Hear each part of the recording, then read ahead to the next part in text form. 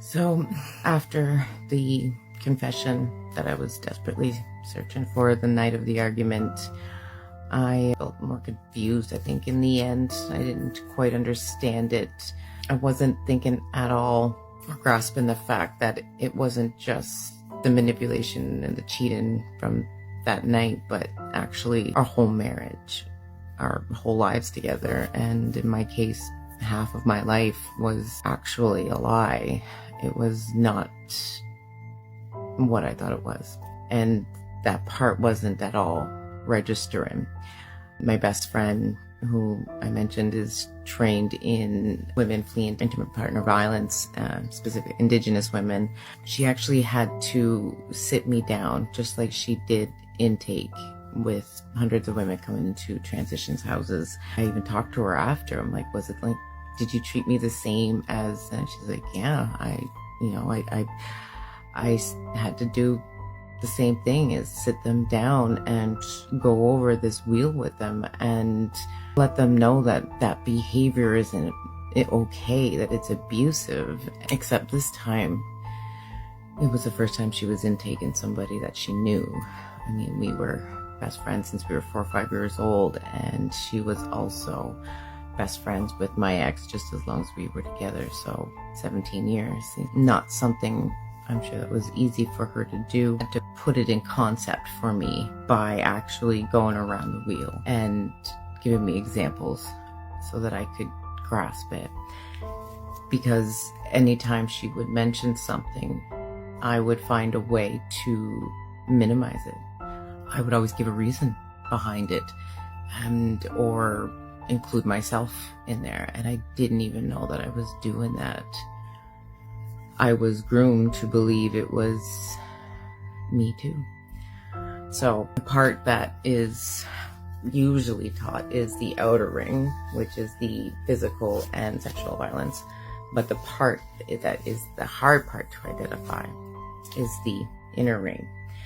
And at the very top, using coercion and threats. So making and or carrying out threats to do something to hurt her or him, threatening to leave, to commit suicide, to report her or him to welfare, making him or her drop charges, and making him or her do illegal things. So that was in my other video. One of the examples I used was him saying threatening divorce. Right away, I was just like, well, you just don't think that that's abusive. But in the grand scheme of things, when it's always being pulled out in these looping arguments, whenever he would deflect and have something to say, that was usually his, so would divorce me then. Using intimidation, so making her or him afraid by using looks, actions, gestures, smashing things, destroying the property, abusing pets, displaying weapons. That was one of the other examples I used, with him smashing his hands on the table and throwing the chair. I had no clue that banging your fist, punching walls, doors, that was something he had done. I didn't know that was abuse. I thought as long as it wasn't hitting me, that it wasn't. Even just posturing or anything, I did not know. And using emotional abuse, putting her or him down, making her or him feel bad about himself or herself, calling her or him names, making them think she or she's crazy, playing mind games, humiliating her or him, making her feel bad. So using emotional abuse is probably one of the trickier ones to identify. That one, as well as the minimizing, denying, and blaming, can be hard, and they tend to go hand in hand and usually mix in together. And like I said, is not something that I knew. It took a bit to pick up on, but let's see if you can see which one of these examples these are. What am I doing? I'm listening. You don't listen to me. I am listening to every word. You know what I'm recording it. I am listening and hanging off of every word. I will show you the face that you did. I'm sorry about my faces, because yours are I'm not even looking into it, because you know what? It doesn't matter. I'm trying to work with you. That's it. I'm not telling you you're wrong. I'm not telling you you shouldn't feel this way. Okay, I'm gonna say it. I'm gonna explain myself right now. and you're gonna fucking listen. Alright? When you do that shit to me, when I try to talk and you immediately come at me with a negative, like instantly, before I could even register a fucking thought. You know what that does to me? You're right here, I'm right here. That's what you immediately do to me. You put me in my place right away. You do that. And I'm fucking sick of feeling like I'm right here and you're right here. Because whether you like it or not, that's how you make me feel. You make me feel like I'm fucking irrelevant and none of my concerns or anything fucking matters as long as your shit is said and explained to the point where it's beat into my head 12 fucking times. And so like I said, it kind of goes hand in hand with the minimize and deny and blame him. So making light of the abuse and not taking his concerns about it seriously, saying the abuse didn't happen, shifting responsibility for the abusive behavior and saying he or she caused it. So these were always blurred for me, these lines, because it was always the shift, and then it was always Max was putting me down, but I didn't know because it was always masked as an issue that I needed to address. How hard is it for you right now to not stop me?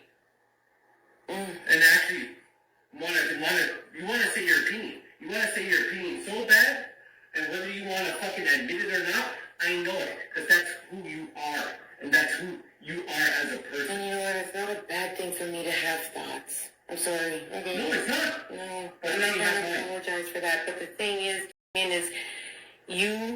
this wasn't about your feelings tonight. Yeah, I know. But you made it all about yours. Yeah, well, I did. You did, Yeah, yeah. I know. I fucking took control, and I actually got to say what I wanted to say for once, and not be the Claudia show. No, you got on the defense and acted. It was always something that's long-standing issue that he had of me always feeling like I needed to be right and making him feel low. So it was always disguised in that way, and I didn't know until you listen to it and you get out. He's the whole time, this 50-minute long audio is him saying he's never being heard, and he's just deflecting the cheating. It's always it's a deflection or projection, or it's crazy making, and that's part of it too.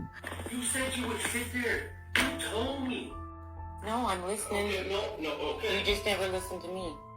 This was about me tonight, okay? So yes. I know, okay, but you asked me to explain myself.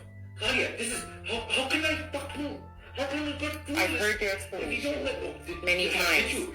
I've heard it. Because I feel like you did. Have you heard mine? Have you addressed mine yet? That's what I'm trying to do. Look. That only, okay. We don't see eye to eye on this. I think we just need to You- talk to the marriage counselor about it. You just literally put me right here. This is me. That's what you do to me. That's what you did to me right there. In that moment that I just got pissed off there, that's what you did to me. Okay? Money. Shit doesn't matter. And yes, Claudia, I hear you. And how does that mean that your shit doesn't matter when I said you haven't addressed mine? I know, I couldn't. I know. Like, dude, did you see that? Did you see what you just did? But this is on the premise that I was trying to talk. I was getting a fucking example across. I came down to your level. I'm trying to talk to you. You heard But this look, on my level. I know. How the fuck can I get anything else when you don't let me, Claudia? I'm trying.